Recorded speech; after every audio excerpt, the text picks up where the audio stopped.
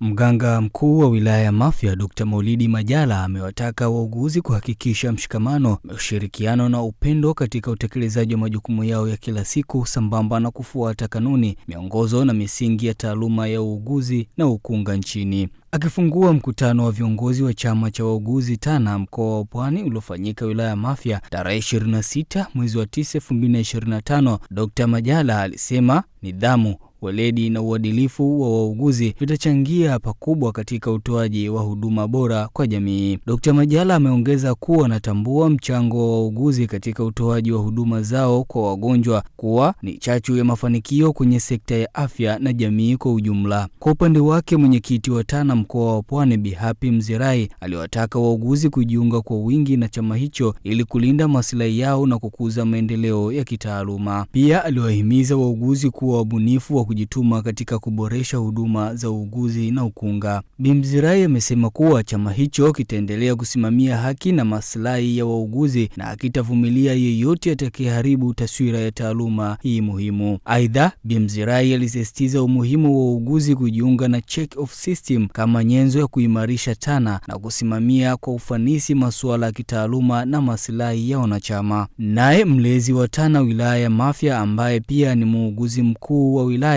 Bi Mwanahawa Ismaili aliwataka wauguzi kusimamia taaluma yao kwa kuepuka vitendo viovu kama rushwa na uvunjaji wa maadili ya kazi. Mkutano huo uliohudhuriwa na viongozi mbalimbali wa wauguzi kutoka mkoa mzima wa Pwani na uliweka mkazo katika masuala ya mshikamano, maadili na ustawi wa taaluma ya uuguzi nchini. Nikiripoti kutoka Mafia, mimi ni Hassan Magulumali na hii ni Media Wire Express.